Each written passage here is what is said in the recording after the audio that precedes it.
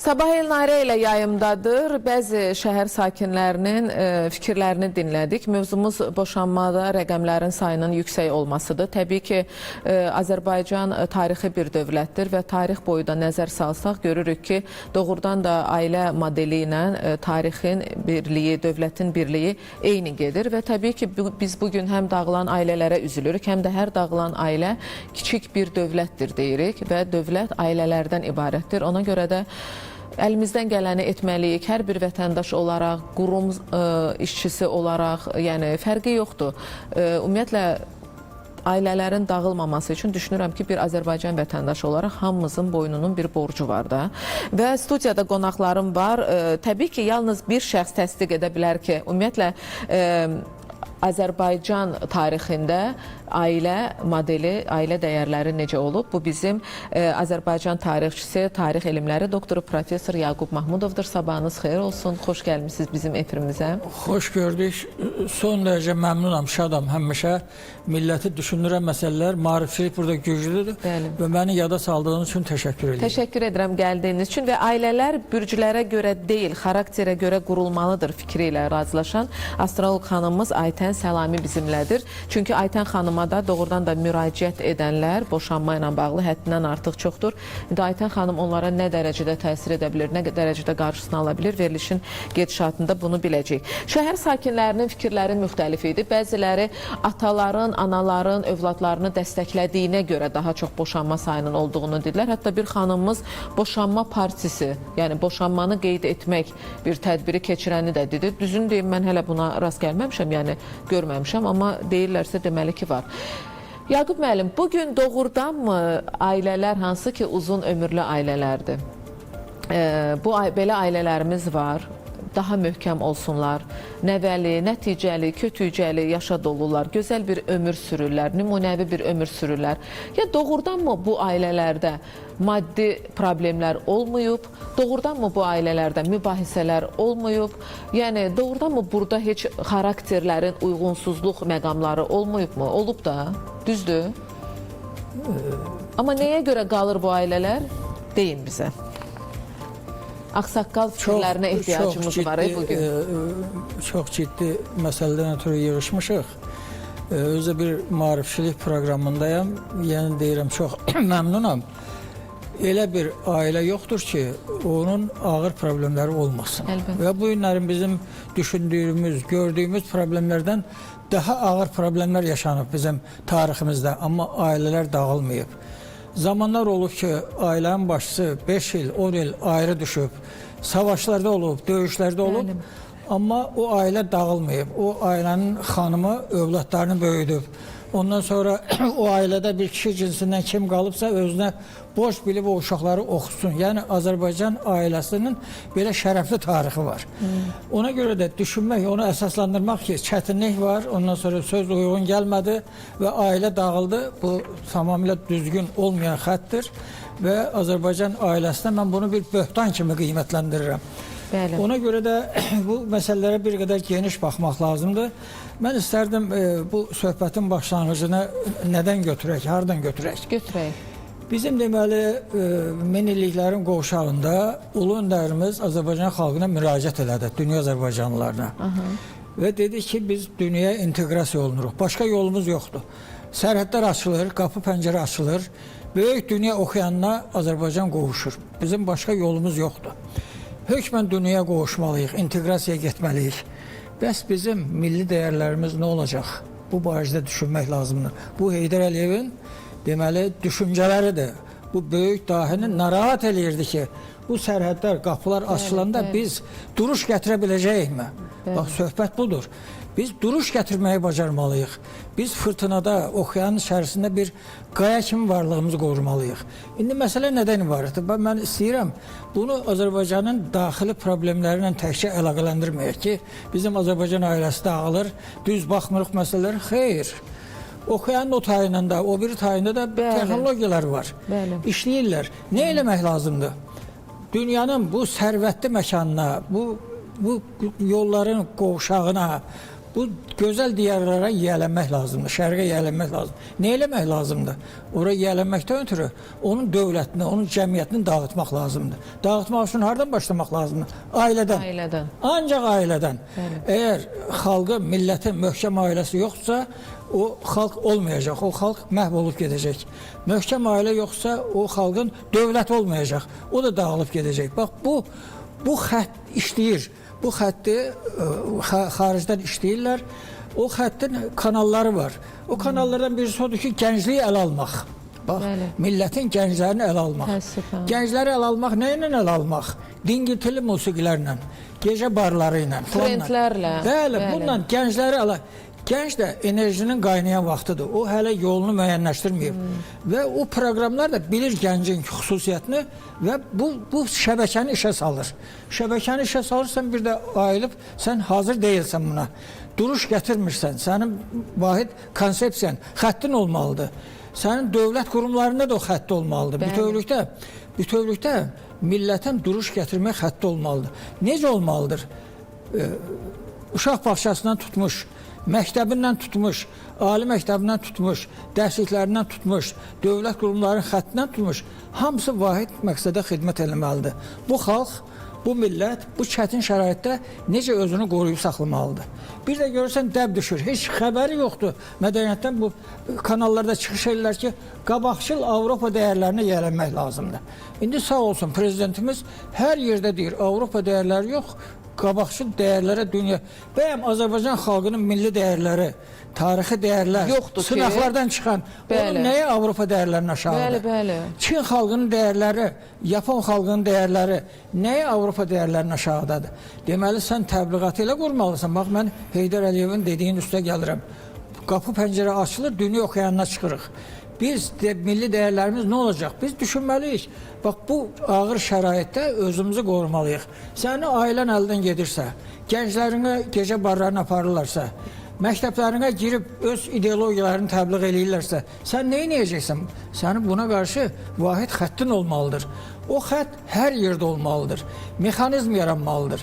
İndi məsələn, sizlə bayaqdan söhbət eləyirik, bu veriliş başlayana qədər. Bəli, reklam arasında. Bəli, şeydən, New Yorkdan tutmuş, Kiyos adalarına qədər Amerikanı gəzmişəm. Gəzmişsiniz, Bəli, ölkənin içərilərinə baxanda adam vahimə bürüyür ki, burada nə qayda qanun yaratmaq olar? Hərənin ağzından bir şey çıxır. Amma hamı dövlətə bağlıdır. Bəli. Hamı dövlət onun üçün müqəddəsdir. Dövlət nə qədər sən bir səhv addım atarsansa, hamı sənin üstünə gəlir. Dövləti qorumaq lazım. Dövləti qorumaq üçün havayı yerdən qorunmur dövlət. Dövləti qorumaqdan ailə sistemini. İndi siz deyirsiniz, mən şəhərdən 20 ilə qədər də Milli Məclisdə oturmuşam. Bəli. Müzakirələr olur, orada da sözüm deyən kimi bir də görsən, mənə deyirlər, yavrum mənim, sənlə qoy işimizi görək. Mən hansı şeyin əleyhinə idim? Deyirlər, uşaq hüquqları. Baxın, mən sizə müraciət edirəm. Deyirəm, indi sual verirəm ki, uşaq hüquqlarından danışırsınız ki, biz ailədə uşaqlar gələcək, onu qoruyaq. Deyirəm, xahiş edirəm, mənə deyin görüm, Azərbaycanda dövlət nikahı ilə, keçmişdə ZAKS deyirlər, dövlət nikahı ilə evlənənlərin faizi nə qədərdir? Dəb düşüb səcrid elçisi qonşu ölkədən gətirmişik bura. Uşaq doğulub birgə yaşayışdır. Nədir o birgə yaşayış? Nədir? Vətəndaş nikahı. O doğulan uşağın atası kimdir? Hansı sən dövlət nikahı, molla kəbindən evlənmək, yetkini yaşına çatmayan məsləhət bil falan. Və beləliklə sən uşaq hüququnu qoruyub saxlaya bilməzsən. Sən valideynlərin hüququnu qoruyub saxlaya bilməzsən, çünki valideynliyin şərəfli tarixi var. Sən əgər dövlət kəbinə əsas deyilsə, azlıq təşkil edirsə, yetən ağılına gələn eləyirsən, bir molla kəbini kəsir, o biri səcid, keyf istəyir bugün. Ailəsi var, gedir, kimləsə yaşayır, uşaq dünyaya gəlir. Bəs necə olacaq? Bu uşağın axırı nə olacaq? Yəni ona görə də ailə müqəddəsdir, o qorunmalıdır. İndi mən sizə demək istəyirəm, bax burada mən xanımların əhatəsindəyəm, elə şeylər var, demək istəmirəm, amma hökmən deməliyəm. Mən uzun zaman mühazirələr, elə zaman olub ki, birdən 180 nəfəri auditoriyada mühazirə edmişəm. Bəli. Mühazirənin şirin yerində dayanıram, oturub sizin kimi gözəl bir qız tələbəmdir. Deyirəm, dur ayağa. Deyirəm, qızım, bir bayatı de yine. Gülür. Diyorum bayatı yaxşı. Bir də Laylədir. Gülür, o biri qızlar da gülür. İndi mən əhvalım pozur axı. Deyirəm, bax siz hər şeydən kənar, siz bir ailədə xanım, gəlin olacaqsınız. Sən bir bayatı bilmirsənsə, uşağa bir layla, səndən necə ana olacaq? Bəli. Yəni, indi biz o ali məktəblərdə, o tərbiyə müəssisələrində olan qızlarla bu iş aparırıqmı? Bax, mən istəmirəm. Aparmırıq. Sonra deyir ki, ailə niyə dağıldı? Çətinlik.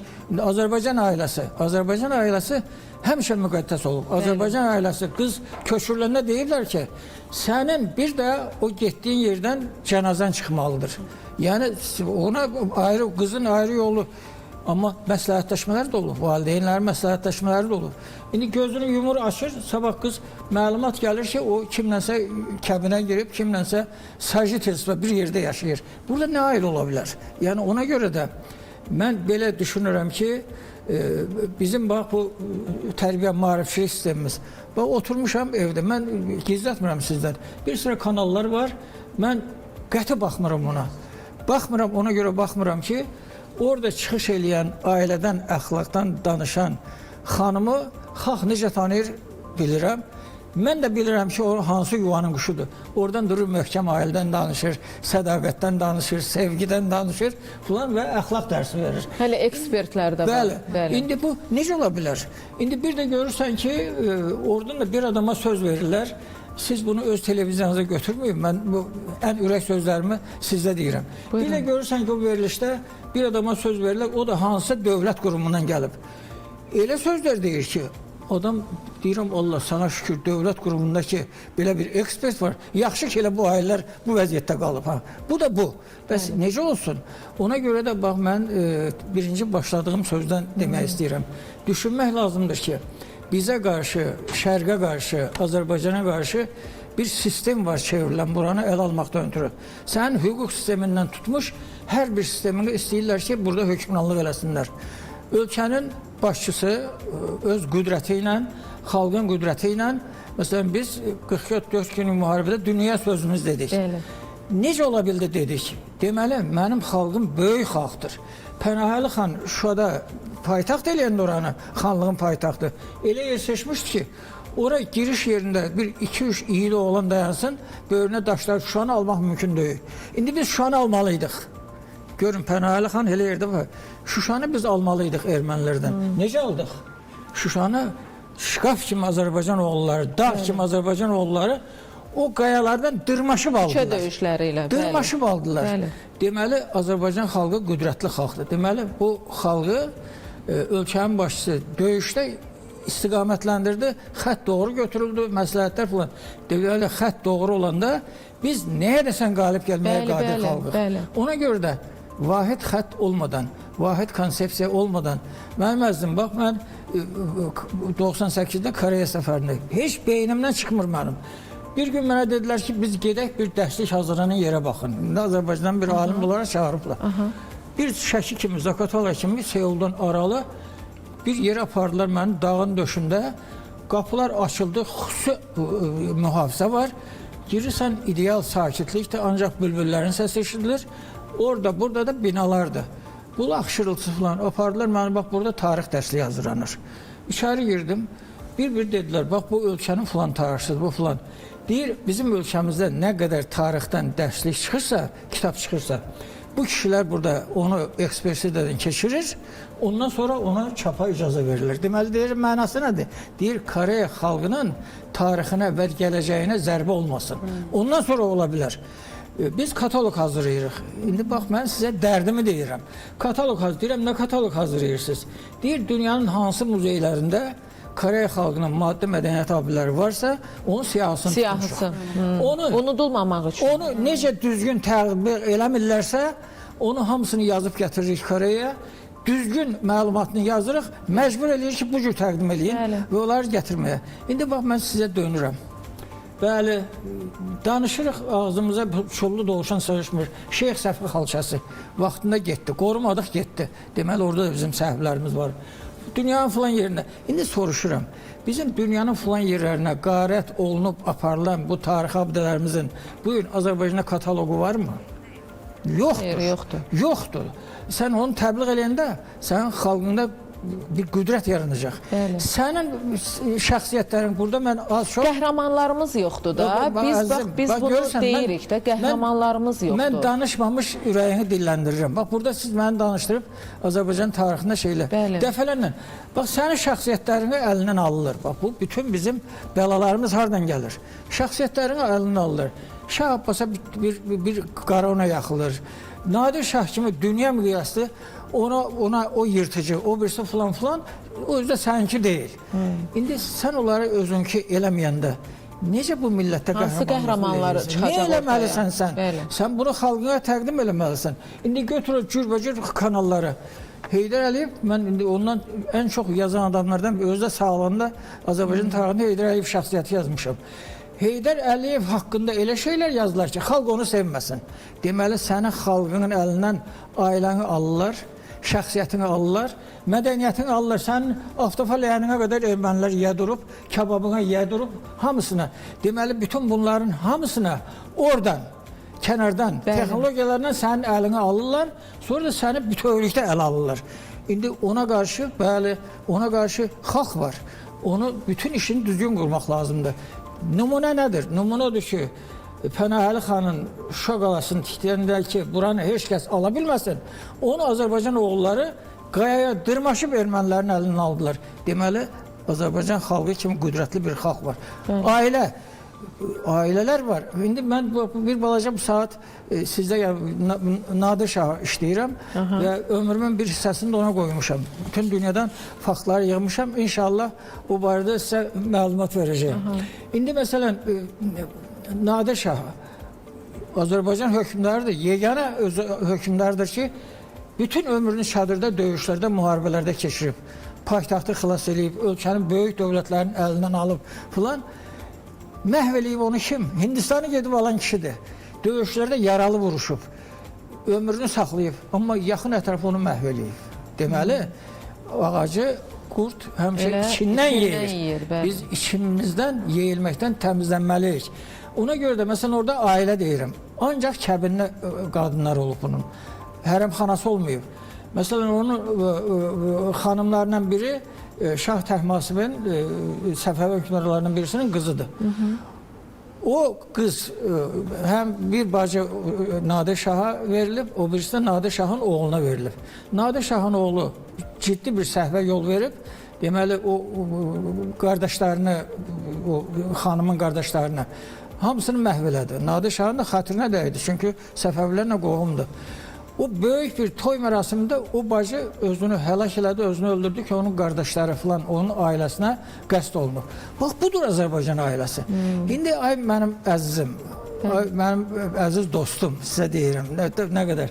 Çox sağ olun. Yəni, Azərbaycanda nümunəvi ailələr yoxdur. Azərbaycan nümunəvi ailə tarixi yoxdur. Çıxar da ora, bütün Azərbaycan baxsın və orada da desin ki, bax, xanım desin ki, mənim ərim 4 il olmayıb, mən 4 il uşaqlara baxmışam. Qəhrəmandır da, artıq bu da bir qəhrəmandır da. Sən bunu niyə göstərmirsən? Bunu göstərginəndə sən niyə estağfurullah deyə bilmirəm. El adam çıxardırsan ora, onu bütün xalq tanır. Bəzi içimizdə də insanlar, içimizdə də insanlar var ki, başqasının xoşbəxt mövzusunu, xoşbəxt həyat hekayəsini, xoşbəxt danışığını həzm edə bilmir. Amma kimsə durub orada bədbəxt həyat hekayəsi danışırsa, həm ağlayır, həm də sevinir. Çünki o adam bədbəxtdir. Amma bugün durun, burada xoşbəxtçilikdən danışaq, bizi nə qədər adam həzm edə biləcək? Yəni bu da bir problemdir. Bu da başqa bir problemdir. Dünən boşandım, indi xoşbəxtəm. İndi bu alınmasa sabah yenə boşanacaq. Bununla sən nə edə bilərsən? Ona görə də müqəddəs Azərbaycan ailələri çoxdur. Çox çətinliklərdən keçən ailələr var. O ailələrdən də qəhrəmanlar çıxıb. İndi mən yazılarımda da yazıram. Bəyəm, Heydər Əliyev dünyanın dahi şəxsiyyəti bir asan ailədən, təmin olmuş ailədən çıxmışdı. Çətin ailədən çıxmışdı. Amma Heydər Əliyev sağlığında, yəni indi həyat hekayələri durur da, ömür gün hekayələri. Yəni Zərifə xanımla nigah günündən danışır. Yəni gəzərək gəliblər, bir konfet alıblar, yəni bir konfeti bölüşüblər öz nigah günlərində. Amma indi hansısa oğlan qıza deyə bilərmi ki, mən sənin üçün o şirkətlərə verdiyimiz haqq hesablı, dəbdəbəli geyimlər, qızıllar, 2 cür, 3 cür gəlin paltarı geyinirlər, 3 aydan sonra boşanırlar. Yəni çox ciddi problemdir. Toyda ildə 3 gəlin paltarı dəyişirsən. 3 aydan sonra da elə boşanırsan. Yəni indi hansı oğlan bu günlərim deyə bilər sevdiyi, seçdiyi qadına ki, xanıma, qıza ki, gəl biz səninlə bugünkü nigah günümüzü 1 kilo konfet almaqdan qeyd edək. Yəni ki, burada artıq bitdi. Yəni burada münasibət bitdi. Numuna var da, bu numunanı, o numunanı deyək də. Bəli, amma var da. Niyə biz ora Azərbaycanın bütün ailə həyatını pozan, xalq üçün ən murdar numuna olan adamları çıxardıb, cəmaata o numuna göstərir, cəmaat onu baxır, tanıyır, onda sənin təbliğatının, o maarifçiliyin nə təsir olacaq? Əslində Yaqub müəllim ailələrimizin tarixindən yəni bu tərəfə gəldi. Astrologiya da bir elmdir, amma bugün astrologiyanı da hər bir xırda, ucuz bir şeylərlə səhv salanlar çoxdur. Yəni, misal üçün, çıxır sosial şəbəkələrə, təbii ki, hər kəs ağıllı telefonların sahibidir, internet çox yəni, əl çatan və hamı izləyir, burada başlayırlar ulduzları birləşdirməyə, yox düzgün gəldim, neçə ilin ailəsidir, hər bir şeydən, sınaqlardan, bir çox sınaqlardan keçiblər, amma bu günlərin baxırsan ki, deyir ki, demək ki, bizim ulduzlarımız heç düz gəlmir, demək ki, bugün, nə bilim, dolunaydır, demək ki, bugün nədir? Aytən xanım, bax, bir reklam arasında söhbət edəndə siz dediniz ki, mənə də müraciət edən olur xanımlar daha çox, boşanmaq istəyirlər, ailələri sarsılır. Nədir bax o ailələri sarsıdan səbəblər? Çox gözəl mövzuya toxunmusunuz. Çünki həqiqətən də kifayət qədər mənə müraciətlər var. Hətta belə bir şey deyərəm sizə. Hal-hazırda astrologiyanın təbliğatı əslində yanlış şəkildə getdiyi üçün insanlar astrologiyanın yalnız bürclərdən ibarət olduğunu düşünürlər. Amma astrologiya bürclərdən ibarət olacaq qədər səthi bir sahə deyil. Və çox sayda mənə müraciətlər olur. Mən bu bürc nümayəndəsiyəm, partnyorum, yoldaşım bu bürc nümayəndəsi. Biz heç yola getmirik. Və yaxud da ki, mən bu bürclə ailə həyatı qura bilərəmmi? Deyirəm ki, xahiş edirəm. Yəni, bürclərə əsasən seçimlərinizi eləmək, ailə qurmaq, ayrılmaq, heç bir məntiqi, elmi əsası yoxdur. Çünki 12 bürc var və yəni bu qədər milyard insan yer üzündə 12 bürcün xüsusiyyətinə mi sahibdir? Yəni bu qədərmi hər şey səhtidir? Belə deyil. Və müraciətlərin çoxunda mən onlara bildirirəm ki, astrologiyada bürclər deyil də hər bir şəxsin özünün xarakterləri var. Bunu geniş mövzudur. Burada doğum xəritəsi var, düşüncəsi var hər bir şəxsin ayrıca. Yəni bir bürc altında doğulan insanlar fərqli xarakterlərə sahib olurlar, fərqli düşüncələrə, fərqli həyat tərzlərinə sahib olurlar və iki cütlük birləşmək istəyəndə onların bürcləri deyil də onların doğum xəritələri. Yəni o necə düşünür, bu necə düşünür, onlar birlikdə bir qərara gələ bilərlərmi, düşüncələri uyğun gələ bilərmi, həyat yollarında hər hansı bir mövqe varmı, bu kimi mövzular analiz olunur.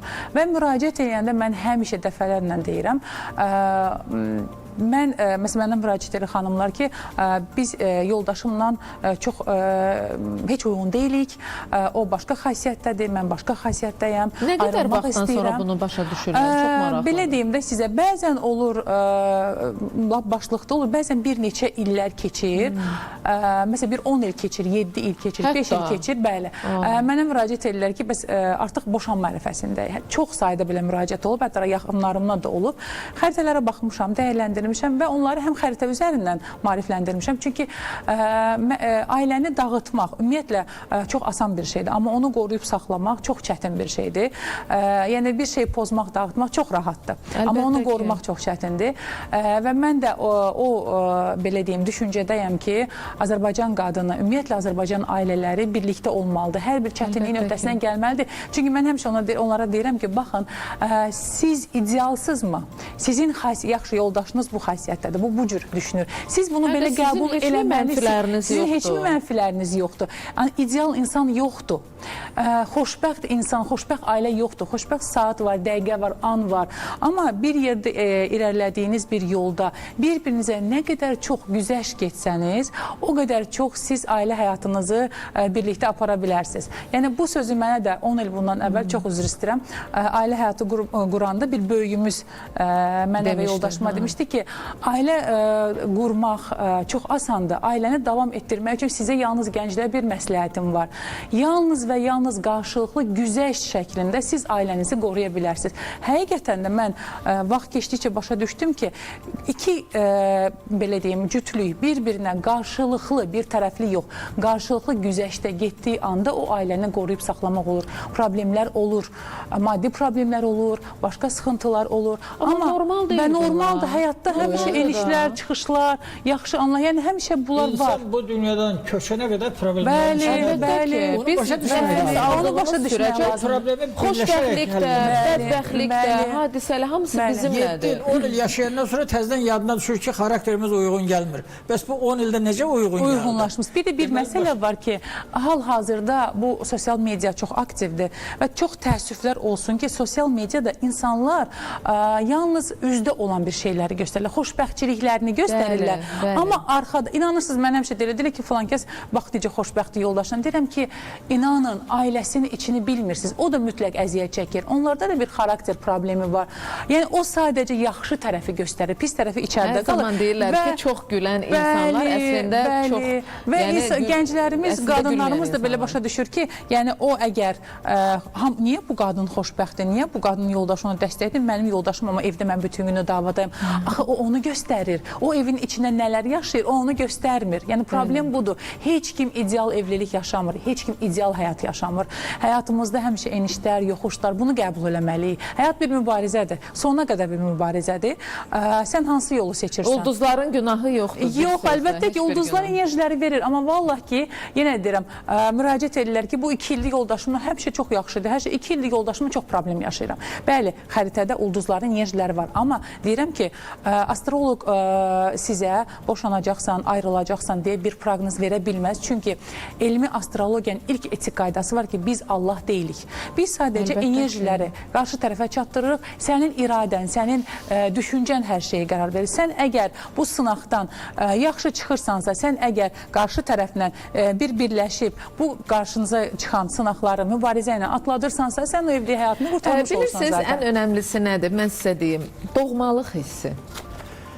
Mən inanmıram ki, doğmalıq hissinin yüksək olduğu bir münasibətdə hansısa xırda məsələlər problem kimi görünürlər. Demək ki, bir-birinizə doğma yanaşmırsınız. Doğmalıq hissi yad insanları birləşdirən bir hissdir. O qədər ciddi yerini dediniz ki, siz onun. O qədər ciddi yerini. Yadlar filan, mahnılarımız da var filan.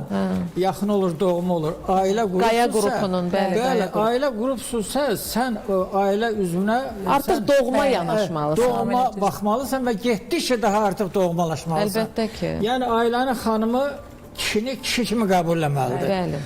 Ailənin kişisi də xanımının şərəfini qorumalıdır. Hərəsinin öz yeri olmalıdır. O yerin hörmətini saxlamaq lazımdır. O yerin hörməti saxlanılanda o Azərbaycan ailəsi olur. Ailənin kişisinin öz funksiyası var, xanımın da öz yeri var. Bir də bir söz deyim. Ciddi bir məsələdir. Yəni düz deyə, yaşım çox deyil, amma ki, düşünürəm ki, bu cümləni demək üçün müəyyən təcrübəm var da. Çox xahiş edirəm. Çox bölüşməyin. Kənarla, ətrafla ailənin içinin söhbətlərini bölüşməyin. Ağıl ağıldan üstündür misalı, inanın bu məsələlərdə rol oynamır. Qeybətdən əl çəkin. Qeybətdən doğrudan da. Çünki bilirsiniz necədir, insanın ətrafında çox adam ola bilər. Amma sən hələ də doğrudan da ortada ciddi bir məqam olmadan, boşanmaya qərar vermədən gedib ailənin söhbətini heç yerdə eləmə. Çox təəssüf olsun ki, bugün ailə söhbətləri ən cılız səviyyədə belə artıq televiziyalarda, verilişlərdə müzakirə olunur. Yəni bu bizim faciəmizdir. Mən belə deyirəm. Faciəmiz də o ailələrin dağılmasına da o təkan verir. Və o ailə, inanın ki, əgər doğrudan da o verilişlərdə bu ailələrə doğrudan da kömək göstərilsəydi, heç boşanma rəqəmləri bu qədər olmazdı. Bəlkə də o xırda problemi özləri ailənin içində efirə çıxmadan, qonşuya çıxmadan, dosta çıxmadan, hətta ailənin birinci dərəcəli üzvlərinə çıxmayacaq mövzular da var ailənin içində. Ev bizim, sir bizim. Bəli. Olmalıdır hökmən. Bəli. Hökmən olmalıdır, o sir açılmalı deyil. Çünki ailəni sevməyənlər də var. Səhər yoldaşım evdən çıxdı, zəng vurum bir rəfiqəmə, anama, bacıma, dünən axşam evimizdə olan bir söhbət eləməyin. Xanımı boşatmaq istəyənlər də var. O kişidə gözü olan xanımlar da var. Bunun hamısı ailədə nəzərə alınmalıdır. Ailə çox müqəddəs, çox mürəkkəb mexanizmdir. Bilirsiniz, bəzi kişilər də var ki, onlar bir qadını bəyənirlər, yolda, iş yerində bir qadına baxırlar, amma düşünmürlər bu qadın ailəli ola bilər. Bəli.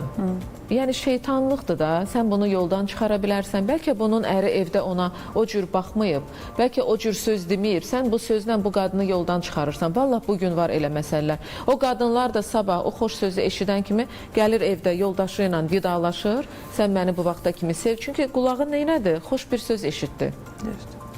Elə bilir ki, o münasibətdə də hər dəfə o xoş sözü eşidəcək. Day demirik, sən ora gedən kimi o xoş sözlər unudulur. Sən orada adiləşirsən yenə də. Qadın var dövlət, pul həvəskarı olmamalıdır. Olmamalıdır, Birisinin çox imkanları var, onu sənə təklif edirlər, amma sənin ailə müqəddəs olmalıdır. Ailə öz çətinlikləri ilə, problemləri ilə müqəddəs olmalıdır. Bilirsiniz, bugün qadınlar da var, blogerlərdir, populyar qadınlardır, onlar çıxırlar, yəni ailə qurumurlar, amma hansısa gözəl həyatlarını nümayiş etdirirlər. O da gənc qızlarımıza pis nümunədir. Blogerlər ailəli var, xanımlarımıza da çox pis nümunədir. Onlar da baxır, deyir ki, baxın, filan kəs ailə qurmadı, bu həyatı yaşayır və yaxud da ayrıldı, daha sonra bu maşını aldı. Mən də ayrılım, mən də gedib bu maşına sahib olacam. Yəni çoxdur. Əslində bizim ailələrimizə mənfi təsir edən nüanslar çoxdur. Ailə qurmayan, müxtəlif yollarla məşğul olmayan xanımlar bizim televiziya kanallarında öz villalarını nümayiş etdirdikcə bizim xanımlarımızın tərbiyəsi pozula bilər. Bu şeyləri geniş mənada nəzərə almaq lazımdır. Ailə institutunun, yəni münasibətlər var da, ailə institutuna təsir edir. Bax, bu münasibətləri biz necə dəyişməliyik?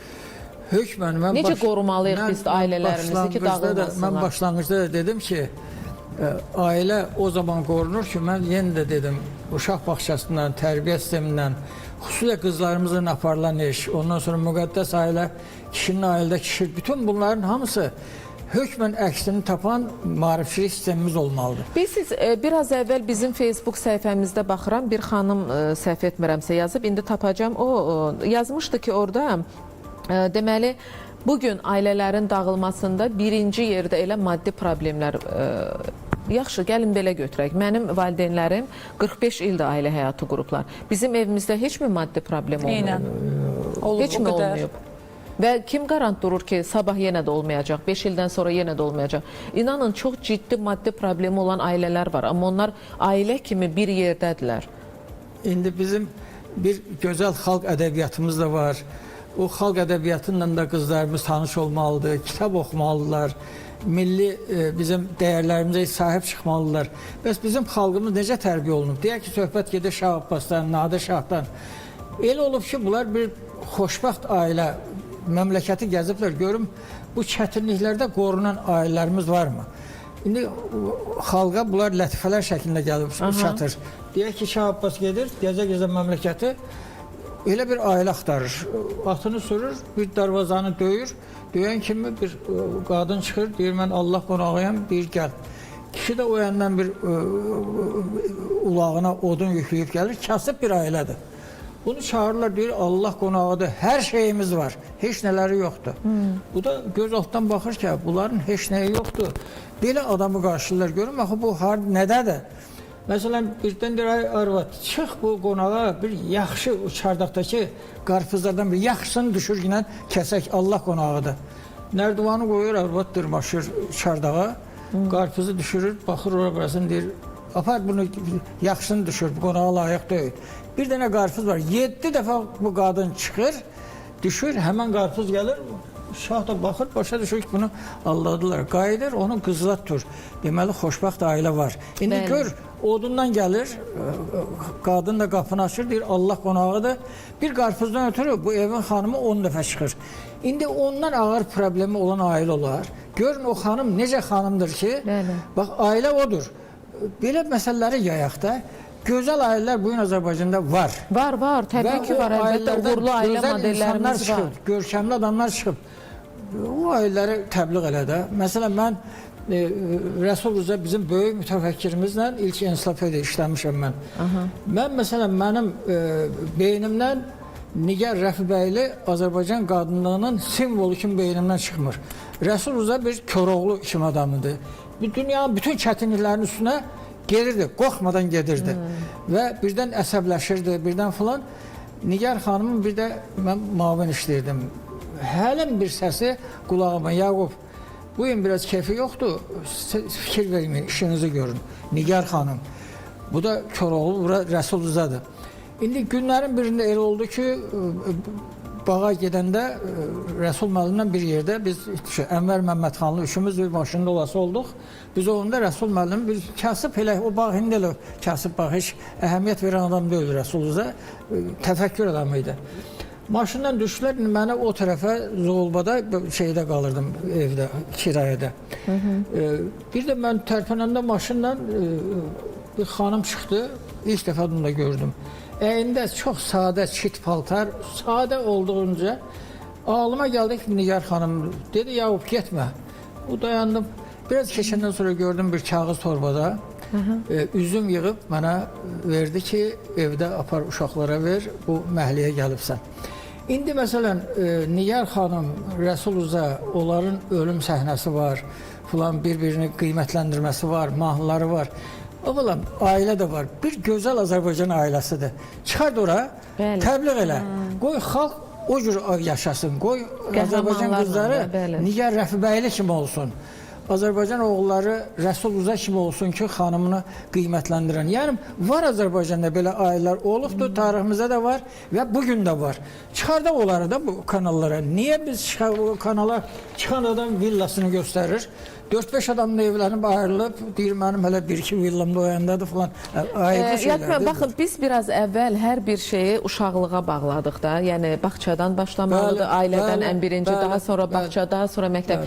Misal üçün, bir məqama toxunmaq istəyirəm və burada da sizin fikriniz maraqlı olardı. Misal üçün, ilk dəfə mənim bu Novruz tətilində, Novruz bayramı tətilində, mart ayında, misal üçün, ilk mənim düşündüyüm məqam o oldu ki, niyə görə bizim ailələrimiz və ya uşaqlarımız üçün belə o tətil günlərində bir turlar təşkil olunmadı? Hətta hələ gec deyil, yəni qarşıdan yay tətili gəlir.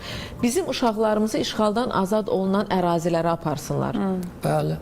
Və orada onlara doğrudan da o uğurlu xanlıqlarımızdan, həyat hekayələrindən, uğurlu qadınlardan, mən əminəm ki, oradan qayıdan uşaqlar gəlib məktəb üçün bir hekayələr yazanda, artıq o hekayədə yaranan qəhrəman onun qəhrəmanına çevriləcək də. Bu da çox gözəl. Bax, biz nə qədər deyirik ki, uşaqlarımızı apardıq xarici ölkələrdə, oranı gəzdirdik, istirahət yer. Tamam, o ölkələrə bir şey olmayıb ki, onlar var yenə də. Amma bizim işğaldan azad olunmuş ərazilər, yəni mənə elə gəlir ki, o uşaqları tur şəklində məktəblərdən filan, bax, oralara yönləndirmək lazımdır. Və orada onlara doğrudan da real, küçə-küçə, yəni məsciddir, muzeydir, hansısa bir tarixi yerlərdir, tarixi qəhrəmanlardır. Bax, bunları real olaraq, mən əminəm ki, o uşaqların yaddaşında çox ciddi təfəkkür dəyişikliyi edə biləcək. Mən bu seçilmiş əsərlərdə şəkil sevən deyiləm. Birinci səhifədə şəklin altına yazmışam. Tarixinə sahib çıxmayan xalq məhv məhkumdur. Əlbəttə. Tarixinə sahib çıxan xalq məğlub edilməzdir. İndi mən tarix institutunda bir 17 il işlədim. O institutun kollektivinə Lerik dağlarındakı Qoşbaşı qəbristanlarından tutmuş, Gəncəsindən tutmuş, Qusarından tutmuş, Azərbaycanın hər yerini gəzdirdim. Və mən hiss elədim ki, heç bizim tarixçilərimizin özü də Azərbaycanın hər yerini tanımırlar. İndi siz elə məsələ, mənim bir yaralı yerimi qopartdınız. Biz yaxşıları niyə yaddan çıxartmalıyıq? Lap olsun Sovet dövrü. Ay mənim əzizim, Sovet dövründə mən o zaman təhsil almışam. Divardan yazılırdı ədəb qaydaları. O ədəb qaydalarını uşaqlar bilirdilər ki, ayağa qalxmalıdır, müəllimlərinə, yaşlıya hörmət eləməlidir. Ədəb qaydalarını öyrənməyən, o sonra da atestatda da əxlaq qiyməti yazılırdı. İndi mən soruşuram, o ədəb qaydaları pis şeydir bəyəm. Niyə eləmir onu? Məsələn, indi siz elə məsələyə toxundunuz. Qəhrəman hardan olur? Qəhrəman Mübariz İbrahimovdur. İndi niyə biz bütün filmlərimiz, niyə balaca kitabçalarla biz onu çoxaldıb, bütün Azərbaycan uşaqları onu oxumur. Bizim bu qəhrəmanlarımızı, niyə hökmdarlarımızı, bu şeyləri, müqəddəs yerlərimizi çoxu tanımırlar. Məsələn, deyək ki, bizim müqəddəs İslami dəyərlər. İslami dəyərlər qəbristan mollalarının danışığına ibarət deyil. Əlbəttə ki, əlbəttə. Sən oraya məktəbə yazılan ki, İslami dəyərlərdən alim öldü, aləm öldü. Alim öldüsə dünya məhv oldu. İslamı görün, nə deməkdir? Orada da yaz yapışqan ki, alimin mürəkkəbi şəhid qanından üstündür. Gör nə deməkdir İslami dəyərlər. Yəni bu dəyərlərə yə durmaq lazımdır və uşaqlarımız da vətənin hər yerini gəzməlidir. Niyə sənin uşaqların vətənin bütün gözəbat dedik yaxşı. Yox, gəlsin. Bir bayram, misal üçün tətillər də var da, yəni il boyu tətillər olur. Yəni bir bayramda xarici ölkəyə getsin. Amma təkrar eyni yerə, misal üçün nə qədər Türkiyəyə getmək bu olar? lənətə Bir gəlmiş- uşaq 10 dəfə Türkiyədə olub, amma bir dəfə Şuşada olmayıb, Qarabağda olmayıb. Lənətə gəlmiş Sovet dövründə uşaqları yığırlar maşınlarla Azərbaycanın hər yerini gəzdirirdilər. Adını qoydular pionerlər, qabaqçılıq Bəli, bəli. Düşərgələr və s. bəli. Pioner düşərgələri, Naxçıvana gedən Azərbaycanın hər yeri. Vətənə bağlılıq belə yaranırdı. Mücərrəd vətən yoxdur. İndi Azərbaycanın gəncinin şuurunda vətən üstü, mən bunları da bəzi yerlərdə yazmışam. Şuurunda ən yaxşı yer Londondakı filan məhəllədir, Bəli, Dubaydakı bəli, filan bəli. yerdir, filan. Bu mənim uşaqlarımın beynində möhkəmlənir. Bu nə deməkdir? Bu Biz Yaqub müəllim, biz məktəbimizi niyə çox istəyirdik? Təhsil ocağıdır. Orada oxuyurduq, müəllimlərimizi sevirdik, dərsləri sevirdik, sinif yoldaşlarımızı sevirdik. Amma biz məktəbimizin həm də qədrini bilirdik. Niyə görə? Çünki biz orada iməclik edirdik. Bəli, O məktəb, bilirsiniz, insan harda əziyyət Həftə çəkir, sonları. harda zəhmət çəkir, ora dəyər verir. əzizim bizim Üzr istəyirəm, yataqxanalarımız əgər vardı. bir ailənin qurulmasında mənim heç bir əziyyətim, zəhmətim yoxdur. Yataqxanalarımız Onun vardı. dağılması da mənim vecim olmayacaq. Əzizim, yataqxanalarımız vardı. Mən universiteti qırmızı diplomla bitirən adamam. Amma Maşallah. mən onu yaddan çıxardıram. Biz bunu bilirik. Mən bunu yaddan çıxardıram. Niyə üçün? Ondan mənim üçün daha qiymətlidir. Mən 5 il universitetin yataqxanasında yaşamışam. Bəli, bəli. O yataqxanada yoldaşımız bizi Lerikdən, biri nə bilim Verdidən, Bəli, o birisi Qusardan bilmirdik ki, bütün Yeməyimiz Azərbaycan bir, auditoriya, bütün təmizliyimiz auditoriyada mənim balaca otağımda bütün Azərbaycan yaşayırdı. İndi mənim ali məktəblərimin həmin o yataqxanaları varmı? Və yəni ora birlik yerdir, ora demokratiya yerdir, orada xalqın ümummilli şuurunun formalaşdığı yerdir. O elə bir yerdir ki, orada nə bir müəllimə ehtiyac var, nə kənardan göstərişə. Orada sən artıq millətinlə qovuşursan. Rayonların qovuşur, adət-ənənələr qovuşur, insanlar qovuşur və birazdan gözünü açırsan orada ailələr də əmələ gəlir. Və yəni bunları qiymətləndirmək lazımdır. Bunlar olmayanda biz bax bu və üstəlik də bizim maarifləndirmə işimizdə qüsurlar olanda gəlib bugün məcburuq bax belə məsələni müzakirə edirik. Bugün toy, biraz əvvəldə onu dedim digər qonaqlarıma, bu günləri hətta toy etmək üçün evlənənlər çoxdur Aytən.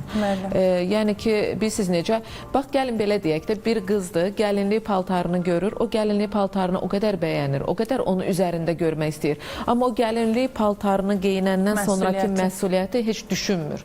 Çünki onu bugün o vizuallıq maraqlandırır ki, bu gəlinliyi mən də geyinsəm, bu obrazı məndə də etsələr, mən daha gözəl görünərəm, bu cür oynayaram, toyumda o gələr oxuyar. Heç toydakı indi oxuyanları da, yəni o da ayrı bir mövzudur. Demək olar ki, bizim o müğənnilərimiz, xalq artistləri daxil, yəni o toylarda lüt oxuyurlar. Yəni mənə çox maraqlıdır. Həmişə mən o səhnələri görəndə deyirəm ki, bax bu müğənni gəldi bu çılpaq formada bu səhnəyə, qonorarını aldı, oynadı. Bu toyda heç mi ağ bir şey ağsaqqal yoxdur? Yəni onların heç sözü keçmirmi ki? Yəni bu heç mən demirəm, tamam 2020, amma səhnə geyimləri var. Siz konsert verin, biz gələk o konsertə, geyinin 5 geyim orada, 5 obraz dəyişdirin, biri yəni bağlı olsun, biri nə bilim yarı çılpaq olsun. Səhnə geyimi ilə cəmaatın evləndiyi toy, ocaq, yəni orada bir ailə qurulur da. Sizin ora yarı çılpaq vəziyyətdə gəlməyiniz nə dərəcədə düzgündür? Mən hər zaman baxanda onu deyirəm. Mən deyirəm ki, səhnə ayrıdır. Səhnədə səhnə performanslar istəyir, şou istəyir. Amma bugün siz ay müğənnilər, o cəmaatın, yəni burada ailədən asılıdır da. Yəni o ailə ona, müğənniyə geyim. Orada balaca uşaqdan tutmuş böyüyə qədər hamı gedir o yarıçılpaq bədənləri qucaqlayıb şəkil çəkdirirlər. Forma düşkünü olmamalıyıq. Olmamalıyıq. Bunu təbliğ eləmək lazımdır. Mahiyyət, məzmun bu əsas olmalıdır. Bax indi ali məktəbin əlaqəm var da, ömrüm belə keçib mənim, elm ali məktəb. Girirsən bir auditoriyaya, bizim xanımlarımız oturub. Elə bil ki, bunlar muzeyə gəliblər. Bütün geyim, sırğa falan ancaq Ancaq bununla Geyim qürurlanırlar. keçimlərin yeri dəyişib də bizdə bilinmir. Halbuki onun elə geyimdə ora gəlməlidir ki, lazım gəlində pilləkəndə oturur. Onun beyni bura elm öyrənmək üçün. Bəli. Buna köklənib gəlməlidir. Bəli. Ona görə də qızlarımızı da hamını forma düşkünlüyündən uzaqlaşdırmaq lazımdır. Məna, məzmun. Məsələn, indi xaricdə də oluram. İndi bizim tələbələrimizə də baxıram. Bir də görürsən, məsələn, deyək ki, Washington Universitetində mən maraqlandım. Pilləkəndir, pilləkəndə tələbə oturub. Çünki adi tələbə geyimi. Daha bura xüsusi bəzənib gəlməyib. Oturub və onun kimi də sadə geyinən bir adam, bir qədər yaşlı adam da onun böyründə oturub bu məsələni müzakirə edir. Tələbə də öz tərzi ilə seçilməlidir də. Sən maraqlanıram, baxıram, bu dünyanın məşhur professorudur. Tələbəsinə, o da pilləkəndə oturub, bu da. Çünki onun əlindəki şalvar da bu da o pilləkən üçündür. Bura gəliblər daxili öyrənmək. Yəni formu nümayiş elətdirmək, formu nümayiş elətdirəndə mənim əzizim. Sonra pul nümayiş elətdirmək, sonra villa nümayiş elətdirmək. Dalınca bunlar gəlir, dalınca maddiyyat gəlir və orada da əxlaq olmur. Astrologiya, yəni qərar vermə prosesində Aytən xanım yardımçıdır, yoxsa manipulativ təsir yaradır? Bax, o da mənə çox maraqlıdır. Əslində yardımçıdır. Nəyə görə yardımçıdır? Bir də astroloqdan asılıdır. Siz kimə müraciət edirsiniz? Həmişə deyirəm ki, bürc danışan astroloqlara müraciət eləməyin. Astroloqu seçmək çox önəmlidir. Soruşun ki, o astroloqun həqiqətən də akademik təhsili varmı? O həqiqətən 3 il riyaziyyat, astronomiya, hesablar, analiz, göy-üzü bunları oxuyubmu? Əgər onu bilirsə, onun bir elmi savadı varsa, o zaman siz ona rahatlıqla müraciət edə bilərsiniz. Və astroloq heç zaman qarşı tərəfi təzyiq və yaxud da manipulyasiya altında buraxa bilməz. Bu, onun yenə də deyəcəm, etik qaydalarına ziddir astrologiyanın. Yəni, elmi astrologiyanı bilən insanlar bilir ki, biz qarşı tərəfə sadəcə olacaq enerjiləri vəd eləyə bilərik. Bunu nə ilə müqayisə eləyə bilərik? Hava proqnozu ilə. Necə ki, biz hidrometeoroloqlar hava şəraitinə baxırlar və sabahın hava proqnozunu verirlər. Biz geyimimizi bəli, geyimi ona uyğun seçirik, yağış yağır, yağışdan qorunuruq və yaxud da gün çıxacaq, daha yüngül geyinirik. Amma yenə də seçim bizdədir. Hava sabah bu formada olacaq, amma seçimi yenə insan eləyir. Yağış yağacaq, bir insan deyir, yağış yağsa da mən bu paltarda gedirəm, digərdə ki, yox, mən məsəl üçün əvvəlcədən tədbirimi görürəm. Yenə də seçim insanındır. Biz qarşı tərəfə baş verəcək enerjiləri çatdırırıq, seçim insan iradəsindədir. Yenə də insanın qərarıdır. Və bu yerdə mən istərdim ki, sizdən öyrənmək istəyirəm bir məsələni. Qısa olsun, amma yekunlaşdırırıq. Bürclərdən. Bəli, bürclər. Mən qayıdıram bir 500 il, 1000 il bundan əvvəlki insanlara. Bəli. O şəraitə qayıdıram. Yaqub müəllim, amma çox qısa edək. Sonra keç qısadır. İndi və bugünkü insanlar. Bu insanlara təsir eləyən şərait, mühit. Bu mühit astrologiya eyni cür təsir eləyə bilməz axı. Yəni biz bu insanları bu məsələdə bir qədər ayıqmalıyıq ki, hər dövrün öz xüsusiyyəti var, hər dövrün öz insanları var, hər mühitin öz tərbiyəsi var insanları. Bunu aparıb sən ulduzlara bağlayanda əlbəttə ki, hər şey pozulacaq. Bəli. Yaqub müəllim, bugün siz doğrudan da həm ağsaqqal, həm professor kimi, yəni bizim dəyərli alimimiz, doğrudan da Aytən xanımla və təbii ki, bizim verilişi izləyənlərə bir belə qəşəng həyat dərsi verdiniz. Düşünürəm ki, bizi izləyənlər, yəni doğrudan da bu məsləhətlərdən bir nəticə çıxaracaq. Allah doğrudan da bizim ağsaqqallarımızın, ağbirçəklərimizin canını sağ eləsin. Onların ömrü uzun olsun. Qoy onların övladları, nəvələri, nəticələri həmişə ağsaqqal, ağbirçək sözünü dinləsinlər. Və nə bilim, ümid edirik ki, nə bilim, elə qurumlar da daxil olmaqla, burada qurumların da rolu böyükdür, daxil olmaqla elə işlər görərlər ki, heç olmasa bir neçə ildən sonra statistikaya baxanda bu rəqəmlərin, təbii ki, biz boşanmanın burada tam qarşısını almaq üçün çalışmırıq, yəni bu mümkünsüz bir şeydir, amma ki, heç olmasa o rəqəm sayıları getdikcə aşağı düşsün, ailələrimiz bütöv olsun. Müqəddəs Azərbaycan ailəsini görmək istəyirik. Bəli, amin. O ailəyə baxsın bizim gənclərimiz. Amin, Qaldı, bunu arzu edirik. mən sizə çox təşəkkür edirəm. Sağ olun. Mən ürəyim həmişə sizi görəndə açılır. Çox sağ olun. Bugün də çox sevindim. Aytən xanımla da burada bir yerdə olduq. Və həmişə özümü borçlu bilirəm. Sizin maarifçilik proqramınıza eşq olsun. Çox sağ olun. Yaşayın. Bu yolu getmək lazımdır. Təşəkkür edirəm. Çox sağ olun. Bir daha sabahınız xeyir olsun. Biz sizinlə birazdan baş həkimdə görüşəcəyik. Amma daha dəyərli bir mövzumuzu inşallah gələn həftənin şənbə səhəri müzakirə edəcəyik. Sağ olun, salamat qalın.